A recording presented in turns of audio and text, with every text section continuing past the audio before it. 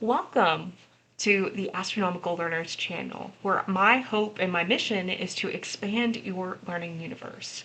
So today I wanted to ask a question of, are you proficient in reading? If you are, or maybe you're not, stay tuned.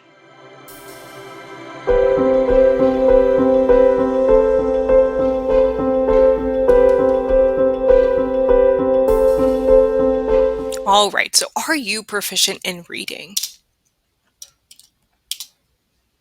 So first off, you may have seen in the news, or maybe you've been talking about it with your friends, but in the United States, we have a reading problem. And it's mainly focused on our fourth grade readers, or that's when the first grade that you realize, hey, my kid is not reading at a certain level. So the average score in 2022 was lower than the average score in 2019. And a lot of people wanted to blame COVID, they wanted to blame chronic absenteeism, they wanted to blame everything else, but they didn't want to look at the bigger picture, which is that it's not significantly different from the original scores in 1992, which spawned more people to care about phonics or how reading was taught. So you'll notice here I have a screenshot from the Washington Post article. So there are some whole language supporters that have a financial interest in promoting whole language, and they'll claim that there is no literacy crisis. And there are people that also have a financial interest but are historically known to support science of reading and structured literacy, and they're actually pointing out that it's more likely that people have a problem with phonics than the reading crisis.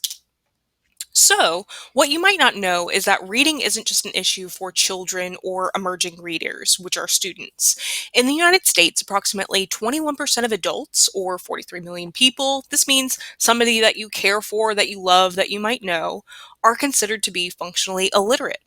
But they're not alone. Even people outside of that 21%, there's 54% of adults that are only reading at a sixth grade level. So, let's talk about this. So why do I care? What's my experience? I know how to read. I have gotten awards for reading. I've gotten ARA points for reading. I've gone to ARA celebrations for reading. That's because I credit phonics. I learned to read in a public school, in a whole class setting, in kindergarten in 1998. And I remember my teacher had these Hooked on Phonics books.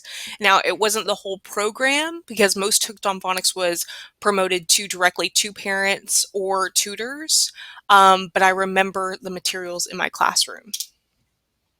So, when we talk about reading, most people will tell you just read to your kid or just read more. The problem is the brain is not hardwired to learn to read. We can't always just teach ourselves these things.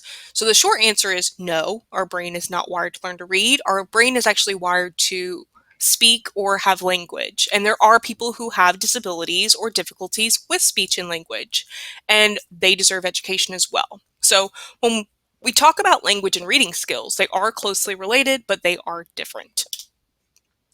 Now, what you need to know is that every language with an alphabet has an alphabetic code. Now, for this video, we're going to be talking about the English language. So you need to know that reading is actually a human-made invention, and it's a neurobiological skill that has to be taught. If you don't want to know all the neuroscience jargon, let me help you break it down. So this resource is from mrswordsmith.com, which I love as a website, and they say this is a brain before it learns to read, which is averagely between birth and 3 years old. So you have your visual cortex here, your auditory cortex, and this is the area that has to be unlocked by explicit instruction. So why is reading so important? This is a good question because in the age of artificial intelligence, a lot of people are just using technology to use text-to-speech, speech-to-text, and are circumventing the process of reading altogether. The problem is you're seeing when we have mental health issues, or you see people talk about neurodiversity or inclusion or social emotional learning, that's because reading is a big part of it. When you enjoy reading, you get practice, you develop automaticity. Reading is a pleasant activity. You can use bibliotherapy, which is using books for therapy. You develop excellent vocabulary growth. You have a general good attitude towards school because you understand what's going on. And you have more motivation to read that's not coming from an external source. It's an internal motivation. So, if you are older like me, you might remember, like I mentioned, Hooked on Phonics, or you might have been exposed to The Letter People, which ran from 1974 to 96 on PBS. So, if you did learn to read with phonics, this is what your brain might look like. So, this means that you have your visual cortex, you have your neural networks, you have your auditory cortex, and you have a letterbox, and the Wernicke's area all work together to develop this skill of reading. So, again, why do I care? Well, in 2021, I found out about balanced literacy, and it was given to my daughter in a public school setting. So, I got free structured literacy training, and I taught my daughter to read by myself, and I became a structured literacy tutor. So, I really love Nessie.com. They have this infographic that explains, please don't ask me to guess at words, because that was what's happening in the balanced literacy classroom. So, what happens if you don't learn to read?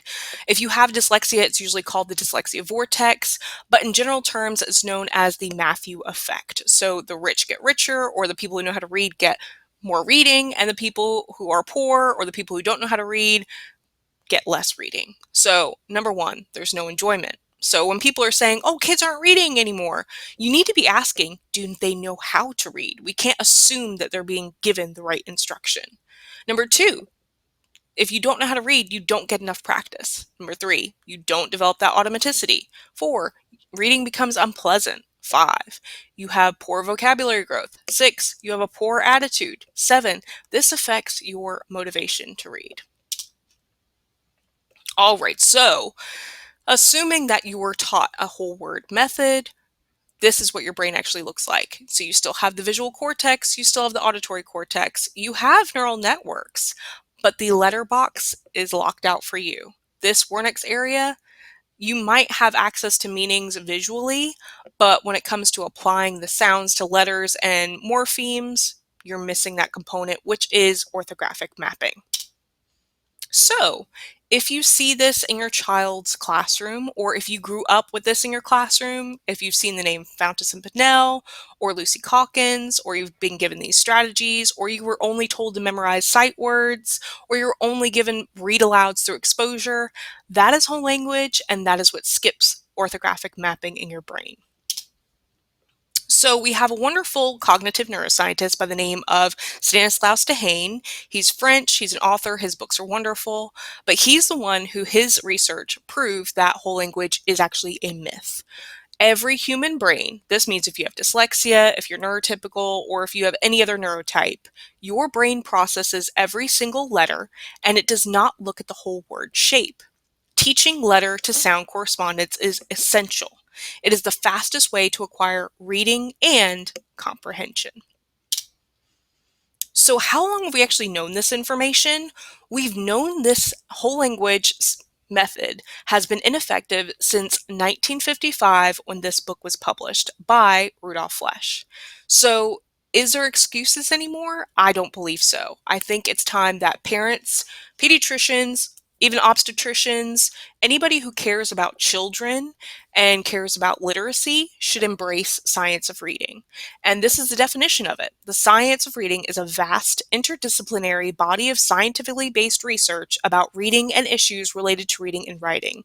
And I highly recommend the Reading League for more resources. So if you're interested in more information from me, check out my next video, and it's titled, Do You Know the History of Reading? But thank you for watching.